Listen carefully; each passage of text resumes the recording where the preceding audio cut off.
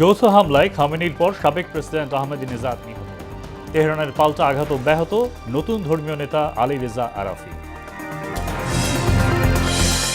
মধ্যপ্রাচ্যগামী flight বাতিলে প্রবাসযাত্রার চরম অনিশ্চয়তা। আগ্রাসনের প্রভাবে ঝুঁকিতে বিশ্ব অর্থনীতি ও নিরাপত্তা, বলছেন বিশ্লেষকরা। মধ্যপ্রাচ্যে অবস্থানরত বাংলাদেশিদের খোঁজ নিয়েছেন প্রধানমন্ত্রী। বিভিন্ন বিমানবন্দরে আটকে পড়াদের দেখভালের নির্দেশ। এবং সন্ত্রাসী চাঁদাবাজদের তালিকা প্রস্তুত, শিগগিরই অ্যাকশন, বললেন স্বরাষ্ট্রমন্ত্রী। কাউকে ছাড় না দেওয়ার হুঁশিয়ারি।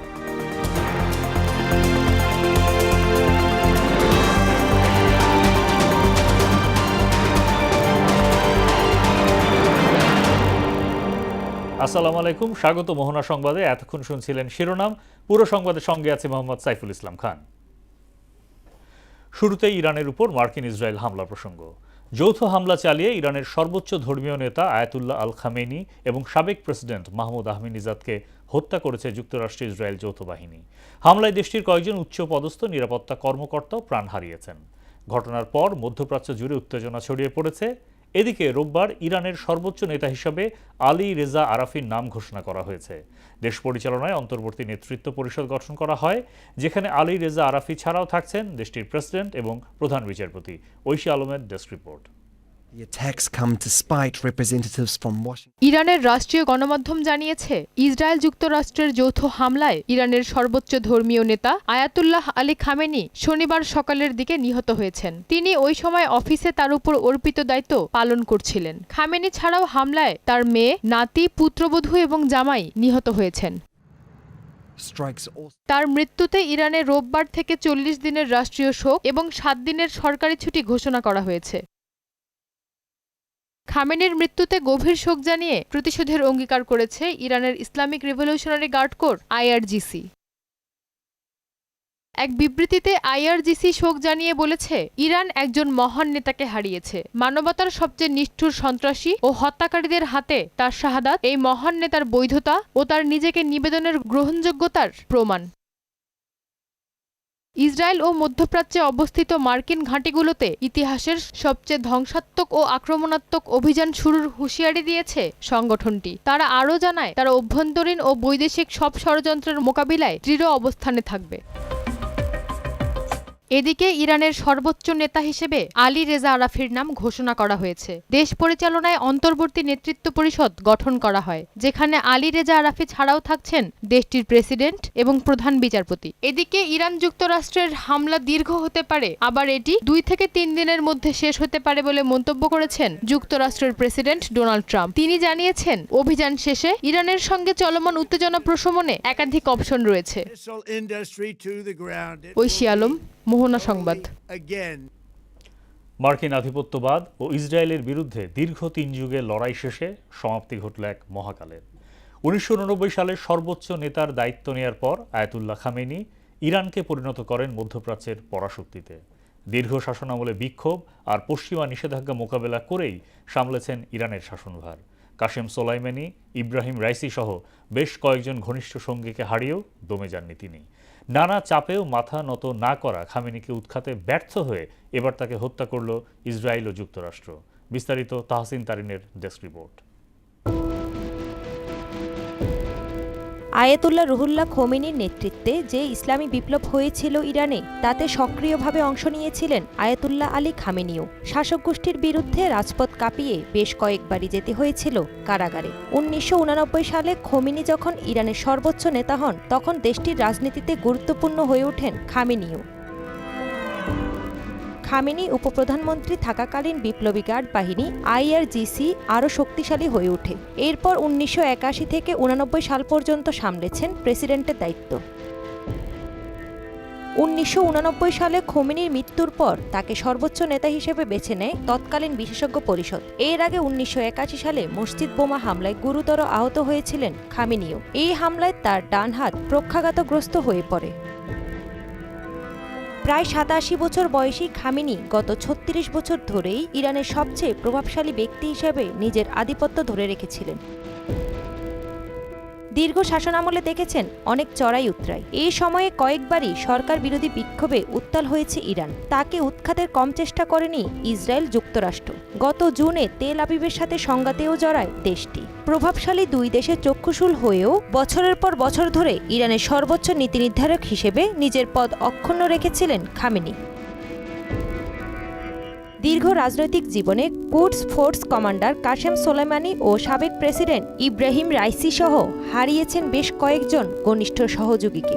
এবার যেন তিনি যোগ দিলেন তাদের দলে। শনিবার ইসরায়েল ও যুক্তরাষ্ট্রের হামলায় অবসান ঘটল খামেনির দীর্ঘ রাজনৈতিক লড়াইয়ের। তাহসিন তারিন, মোহনা সংবাদ। যুক্তরাষ্ট্র ইসরায়েলের যৌথ হামলার পর পাল্টা আঘাত এনেছে ইরান।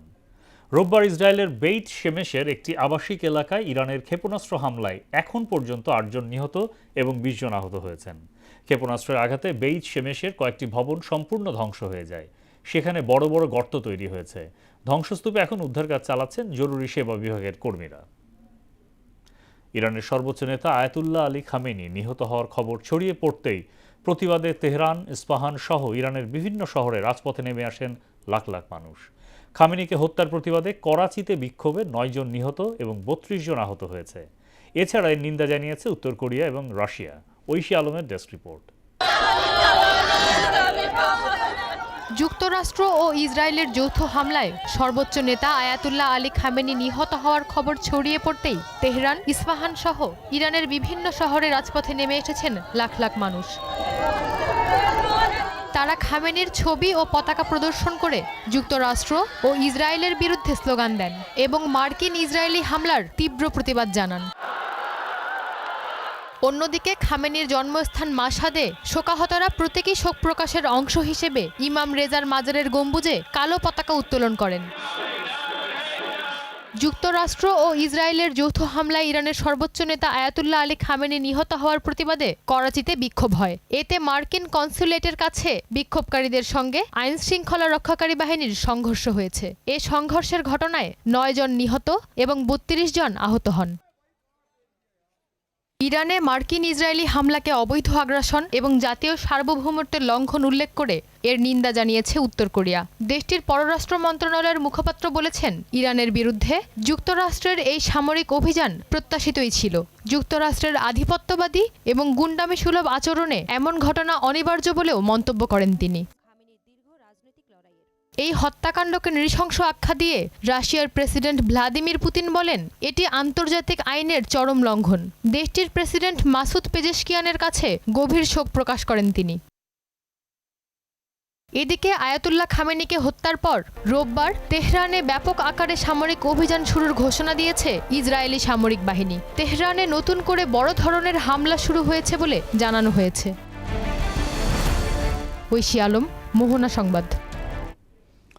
ইরানে ইসরায়েল যুক্তরাষ্ট্রের হামলার জেরে ঢাকা থেকে মধ্যপ্রাচ্যগামী ফ্লাইট বাতিলে চরম অনিশ্চয়তা ও ভোগান্তিতে পড়েছেন যাত্রীরা। তবে পরিস্থিতির উপর নজর রেখে মধ্যপ্রাচ্যের বিভিন্ন রুটে স্থগিত হওয়া ফ্লাইট রিশিডিউল করার পাশাপাশি যাত্রীদের দুর্ভোগ কমাতে বিশেষ ব্যবস্থা নেওয়ার কথা জানিয়েছেন প্রবাসী কল্যাণমন্ত্রী আরিফুল হক চৌধুরী। আরও জানাচ্ছেন তরিকুল ইসলাম।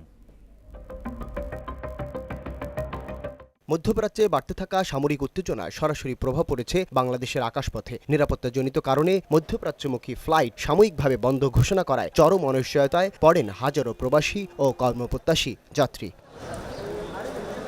চারদিকে উদ্বিগ্ন মানুষের ভিড়, কারো চোখে অনিশ্চয়তা, কারো কণ্ঠে ক্ষোভ। মধ্যপ্রাচ্যে বাড়তে থাকা সামরিক উত্তেজনার সরাসরি প্রভাব এসে পড়েছে বাংলাদেশের আকাশপথে। যে 2 দিন ধরে ভাড়া থাকতেছি নিজের গাড়িটার টাকা দিয়া, নিজেরও তো চারিদিকে বিদেশ থেকে আসছে, নিজেরা অরান হইতো, এটা তো নিজের তো শরম লাগে। যাদের ভিসার মেয়াদ আছে ঠিক আছে, হয়তো বা দূরান্ত থেকে আসছে, ওরা হয়তো 5-10 হাজার টাকা খরচ করে আবার আসতে পারবে, কিন্তু যাদের ভিসার মেয়াদ শেষ, গরিব মানুষ, তারা কি পর্যায়ে, কোন পর্যায়ে দাঁড়াবে? অনেকেই টিকিট কনফার্ম করে লাগেজ প্রস্তুত করে বিমানবন্দরে এসে জানতে পারেন তাদের ফ্লাইট অনির্দিষ্টকালের জন্য স্থগিত। হঠাৎ এমন সিদ্ধান্তে চরম অনিশ্চয়তায় পড়েছেন তারা। সন্ধ্যা 7টা ফ্লাইট ছিল, তো ফ্লাইট বন্ধ হয়ে গেছে, বলছে যে মধ্য ফ্রান্সে যুদ্ধ চলতেছে। তবে এর মাঝেই সীমিত আকারে ফ্লাইট পরিচালনা করছে US Bangla Airlines Riyadh, Jeddah এবং মাস্কাট রুটে।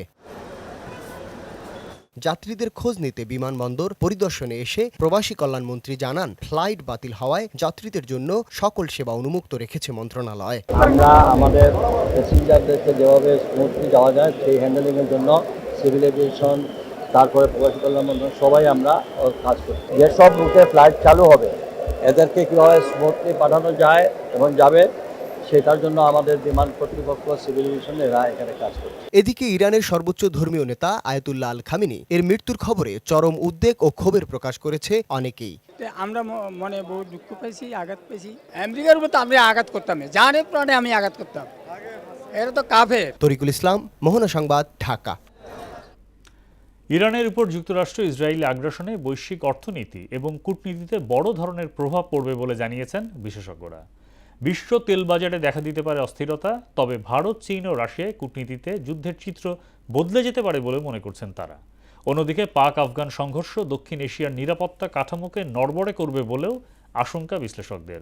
তরিকুল ইসলামের আরেকটি প্রতিবেদন। একই দিনে দুই ভূখণ্ডে লেলিহান শিখা, মধ্যপ্রাচ্যে আকাশপথে হামলা, দক্ষিণ এশিয়ায় সীমান্তে গোলাগুলি। বিশ্ব রাজনীতি আবারও প্রবেশ করেছে অনিশ্চয়তায়। এই সংঘাত কেবল আঞ্চলিক সীমায় আটকে থাকবে না, এর প্রভাব বৈশ্বিক অর্থনীতি, নিরাপত্তা এবং কূটনীতিতে পড়তে পারে বলে মনে করছেন আন্তর্জাতিক সম্পর্ক বিশেষজ্ঞ অধ্যাপক ডক্টর ইমতিয়াজ আহমেদ। এই যুদ্ধ করার পিছনে কি অবজেক্টিভ থাকতে পারে? এখন অবজেক্টিভটা যদি হয় রেজিম চেঞ্জ, তাহলে এক ধরনের রিয়াকশন। আর একটা যদি হয় না, অবজেক্টিভটা হলো তাদের ডোমেস্টিক পলিটিক্সের একটা অংশ। এর প্রভাবে বিশ্ব তেলবাজারে অস্থিরতা দেখা দিতে পারে। অন্যদিকে পাকিস্তান আফগানিস্তান সংঘর্ষ দক্ষিণ এশিয়ার নিরাপত্তা কাঠামোকে করবে নড়বড়ে। যদি স্টেটমেন্ট দিতেই হয় তাহলে সেই স্টেটমেন্টে থাকা দরকার যে আমরা ডিপ্লোমেসির মাধ্যমে সমাধান চাচ্ছি বা পিসফুল মিন্সের মাধ্যমে সমাধান চাচ্ছি, কারণ যুদ্ধের মাধ্যমে কোনো কিছু সমাধান হয় না। বিশ্বের শক্তিধর দেশগুলোর অবস্থান এখন গুরুত্বপূর্ণ। ভারত, চীন, রাশিয়া কূটনীতির মাধ্যমে যুদ্ধের চিত্র বদলে দিতে পারে। যে রাশিয়া বা চীন সরাসরি তারা জড়িত হবে, কারণ এটা তাদের একেবারে কোর ইন্টারেস্টের সাথে সম্পর্ক না কোনোভাবেই। ইনডাইরেক্টলি কোনো সন্দেহ নেই। তবে এখনো সরাসরি বিশ্বযুদ্ধের পরিস্থিতি তৈরি হয়নি। তবে একাধিক ফ্রন্টে সামরিক উত্তেজনা বিশ্বকে অস্থিতিশীল সময়ের দিকে ঠেলে দিচ্ছে বলে মন্তব্য এই বিশেষজ্ঞের। হয় তাদের যুদ্ধ দরকার, আর নাহলে যুদ্ধ পরিস্থিতি দরকার। নাহলে এত এত অস্ত্রতার এবং তার সাথে প্রচুর লোকের এমপ্লয়মেন্ট জড়িত, তো সেই জায়গায় যদি ভাটা পড়ে এত বিশাল সময়, যার জন্য সে থামাতে পারছে না কোনোভাবে। মধ্যপ্রাচ্যে কর্মরত বাংলাদেশিদের নিরাপত্তা নিয়ে তৈরি হয়েছে উদ্বেগ। রেমিট্যান্স প্রবাহে ব্যাঘাত ঘটলে দেশের অর্থনীতিতে চাপ পড়বে বলে আশঙ্কা জানান তিনি। যেহেতু আমাদের একটা ক্ষতি হওয়ার সম্ভাবনা আছে, দাম বেড়ে যাওয়ার ব্যাপার আছে, ওই ব্যাপারে আমি মনে করি যে নিজের সেই তাগিদে সচেতন তো শুধু বটে না, একেবারে হোমওয়ার্কটা করা দরকার। তরিকুল ইসলাম, মোহনা সংবাদ, ঢাকা। মধ্যপ্রাচ্যের যুদ্ধ পরিস্থিতিতে সেখানে অবস্থানরত বাংলাদেশিদের খোঁজ নিয়েছেন প্রধানমন্ত্রী তারেক রহমান। ফ্লাইট বাতিলে বিমানবন্দরে আটকে পড়াদের দেখভালে কঠোর নির্দেশনাও দেন তিনি। রোববার সচিবালয়ে সরকার প্রধানের সঙ্গে বৈঠকের পর তার নির্দেশনা তুলে ধরেন পররাষ্ট্র বিষয়ক উপদেষ্টা হুমায়ুন কবির। তার আশা, মধ্যপ্রাচ্য সংকট তেলের বাজারে প্রভাব ফেলবে না। মফিউর রহমানের রিপোর্ট। সপ্তাহ শুরুর দিন সকালে সচিবালয়ে নিজ দপ্তরে কার্যক্রম শুরু করেন প্রধানমন্ত্রী তারেক রহমান। মধ্যপ্রাচ্য সংকট নিয়ে পররাষ্ট্র মন্ত্রণালয়ের মন্ত্রী, উপদেষ্টা সহ ঊর্ধ্বতন কর্মকর্তাদের সঙ্গে গুরুত্বপূর্ণ বৈঠক করেন তিনি। মধ্যপ্রাচ্যে অবস্থানরত বাংলাদেশি নাগরিকদের সুরক্ষা, জ্বালানি তেলের বাজার এবং যুদ্ধে বাংলাদেশের ভূমিকা নিয়ে আলোচনা হয় সেখানে। পরে পররাষ্ট্র বিষয়ক উপদেষ্টা বলেন, মধ্যপ্রাচ্যে থাকা বাংলাদেশিদের সহযোগিতা এবং নিরাপত্তা নিশ্চিতে নির্দেশ দিয়েছেন প্রধানমন্ত্রী। বাংলাদেশি যারা আছে ওইসব জায়গায় এরাই আমাদের প্রাধান্য, প্রায়োরিটি, এবং যারা স্ট্যান্ডার্ড আছে প্যাসেঞ্জাররা এদেরকে সহায়তা করা। উই আর কোঅর্ডিনেটিং ওয়েল, যাতে কোনো ডিস্ট্রেস আমাদের সিটিজেন্সদের হয় না। আপনার দেশের ভিতরে যারা স্ট্যান্ডার্ড আছেন অথবা যারা বিদেশে কোনোভাবে কোনো দুশ্চিন্তায় আছেন এই মধ্যপ্রাচ্যের এই কারেন্ট সিচুয়েশনে।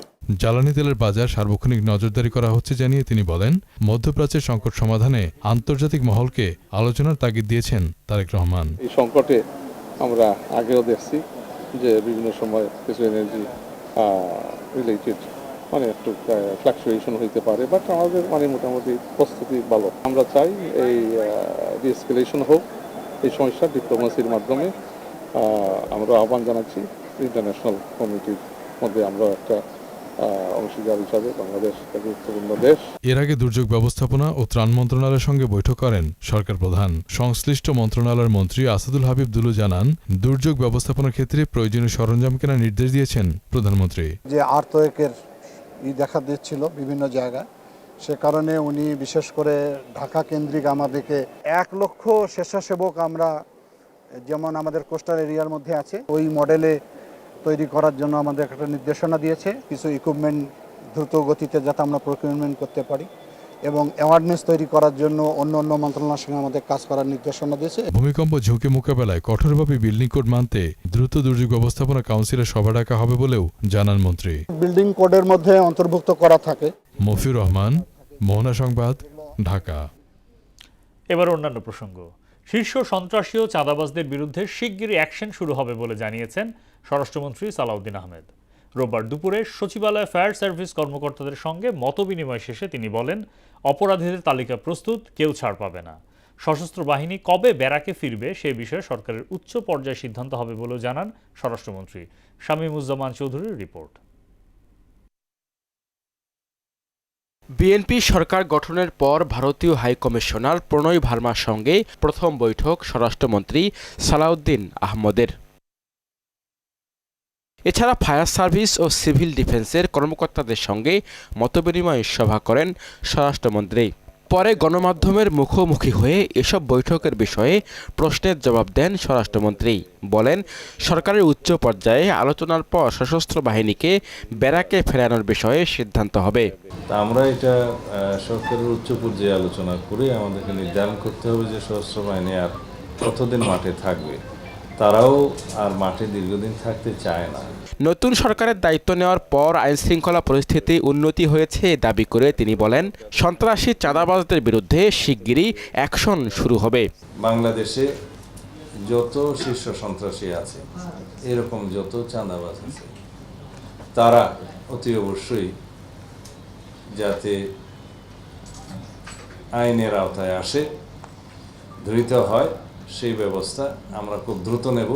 আমি আমাদের পরিকল্পনাটা এখানে এখনই ফাঁস করতে চাই না। ভারতীয় হাইকমিশনারের সঙ্গে বৈঠকের বিষয়ে স্বরাষ্ট্রমন্ত্রী জানান, সীমান্ত হত্যা শূন্যে নামানোর বিষয়ে আলোচনা হয়েছে। নতুন একটি সরকার প্রতিষ্ঠিত হলে তাদের সাথে হাইকমিশনারগণ বা অ্যাম্বাসেডরগণ সৌজন্য সাক্ষাৎ করে থাকেন, এটা তারই অংশ।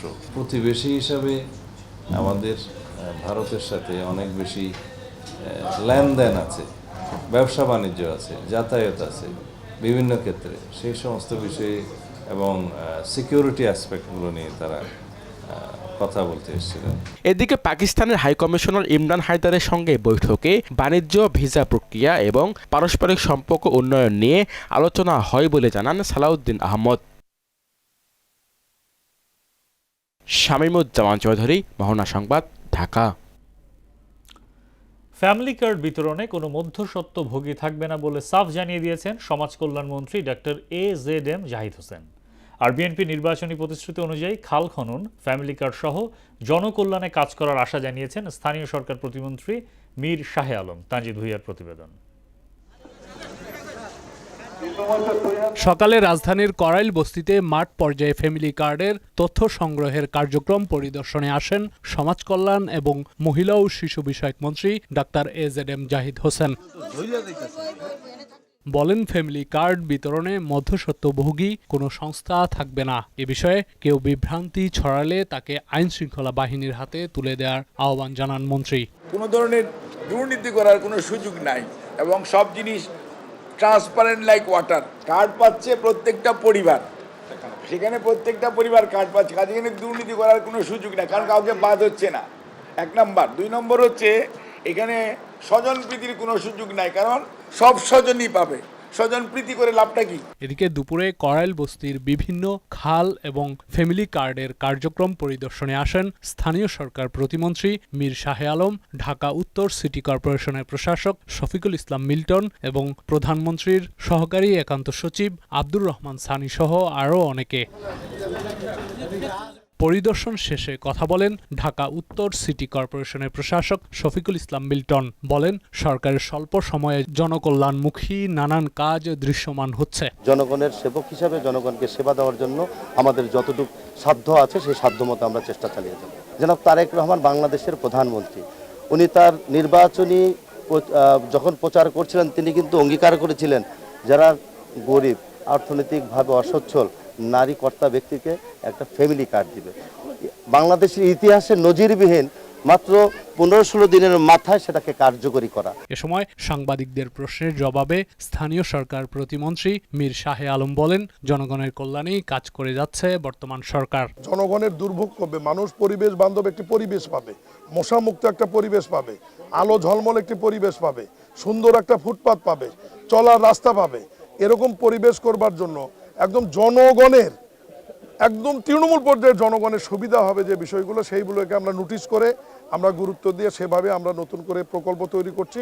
এ সময় দলের নাম ভাঙিয়ে স্বার্থ হাসিলের কোনো সুযোগ নেই বলে হুঁশিয়ারি দেন স্থানীয় সরকার প্রতিমন্ত্রী। ফ্যামিলি কার্ড, কৃষক কার্ড, ইমাম মজ্জিমদের ভাতা সহ সরকারের যে সুবিধাগুলো, এগুলোর ব্যাপারে কোনো টাউট বাটপারের পাল্লায় পড়বেন না, কাউকে কোনো ঘুষ বা উপঢৌকন দেবেন না। তানজিদ ভুইয়া, মোহনা সংবাদ, ঢাকা। জুলাই হত্যাকাণ্ডের বিচার এবং রাষ্ট্র সংস্কারের দাবিতে সবাইকে ঐক্যবদ্ধ থাকার আহ্বান জানিয়েছেন বিরোধী দলীয় চিফ হুইপ ও এনসিপি আহ্বায়ক নাহিদ ইসলাম। রোববার বিকেলে কৃষিবিদ ইনস্টিটিউটে জাতীয় যুব শক্তি আয়োজিত ইফতার ও আলোচনা সভায় তিনি আহ্বান জানান। নতুন সংসদের প্রথম অধিবেশনেই বর্তমান রাষ্ট্রপতির অভিশংসন প্রক্রিয়া শুরু করে গ্রেফতারের দাবিও জানান নাহিদ ইসলাম। 30,000-এর উপরে আমাদের ভাই বোনেরা আহত আছে, সেই আহত ভাই বোন এবং শহীদদের সেই হত্যার বিচার আমরা আদায় করে ছাড়বো ইনশাআল্লাহ। শহীদ ওসমান হাদি হত্যার বিচার আমরা আদায় করে ছাড়বো ইনশাআল্লাহ। সংসদের সকল অধ্যাদেশকে অনুমোদন করা হবে, এটা আমরা আশা করব। সরকার দল, বিরোধী দল সবাই সেই জায়গায় সম্মত হবে এবং সংসদকে অবিলম্বে সংস্কার পরিষদ হিসেবে ঘোষণা করতে হবে, শপথ নিতে হবে এবং এই ফ্যাসিস্ট যে রাষ্ট্রপতি, সেই রাষ্ট্রপতির অভিশংসন করে তাকে গ্রেফতারের আওতায় আনতে হবে। ত্রয়োদশ জাতীয় নির্বাচনে পাবনা 4 ও রাজশাহী 4 আসনে ভোট কারচুপির অভিযোগ আমলে নিয়ে সেখানকার ব্যালট পেপার ও ফলাফলের রেজাল্ট শিট হেফাজতে নেওয়ার নির্দেশ দিয়েছেন হাইকোর্ট। এ বিষয়ে পরবর্তী শুনানির জন্য 11 মে দিন ধার্য করেছেন আদালত। সাংবাদিকদের এ বিষয়টি জানিয়েছেন বিএনপির আইনজীবী রুহুল কুদ্দুস কাজল। আমরা সুপ্রিম কোর্টের হাইকোর্ট বিভাগের মাননীয় বিচারপতি, আমি যে সংশ্লিষ্ট বেঞ্চে আমরা এটা আজকে শুনানি করেছি। শুনানি পাওয়ার পরে আমাদের প্রাথমিক শুনানিতে এই ইলেকশন পিটিশনগুলো শুনানির জন্য আদালত গ্রহণ করেছেন।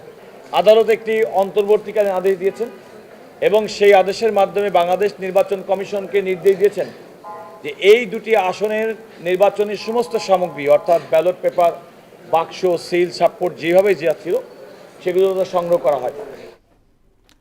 রমজানের পরই স্থানীয় সরকারে সিটি কর্পোরেশন নির্বাচন হবে বলে জানিয়েছেন নির্বাচন কমিশনার আব্দুর রহমান এল মাসুদ। রোববার দুপুরে reporters forum for election and democracy আয়োজিত অনুষ্ঠানে কথা বলেন তিনি। উপনির্বাচন ঘিরে ইসির তৎপরতা জানিয়ে তিনি বলেন, স্থানীয় সরকার পর্যায়ে দলীয় প্রতীক থাকবে কিনা এ বিষয়ে সংসদের সিদ্ধান্তের অপেক্ষায় কমিশন। সাংবিধানিকভাবে সংসদ নির্বাচন এবং রাষ্ট্রপতি নির্বাচনের কথা সরাসরি উল্লেখ থাকলেও বহু নির্বাচন দেশে রয়েছে লোকাল গভর্নমেন্টের, সেটা সরাসরি সংবিধানে উল্লেখ নেই।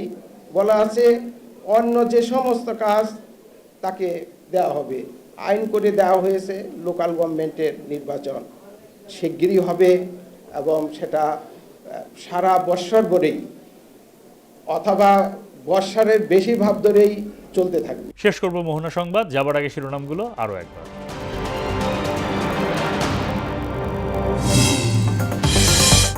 যৌথ হামলায় খামেনির পর সাবেক প্রেসিডেন্ট আহমেদিনেজাদ নিহত। তেহরানের পাল্টা আঘাত অব্যাহত, নতুন ধর্মীয় নেতা আলী রেজা আরাফি। মধ্যপ্রাচ্যগামী ফ্লাইট বাতিলে প্রবাস যাত্রায় চরম অনিশ্চয়তা। আগ্রাসনের প্রভাবে ঝুঁকিতে বিশ্ব অর্থনীতি ও নিরাপত্তা, বলছেন বিশ্লেষকরা। মধ্যপ্রাচ্যে অবস্থানরত বাংলাদেশিদের খোঁজ নিয়েছেন প্রধানমন্ত্রী। বিভিন্ন বিমানবন্দরে আটকে পড়াদের দেখভালের নির্দেশ। এবং সন্ত্রাসী চাঁদাবাজদের তালিকা প্রস্তুত, শিগগিরই অ্যাকশন, বললেন স্বরাষ্ট্রমন্ত্রী। কাউকেই ছাড় না দেওয়ার হুঁশিয়ারি।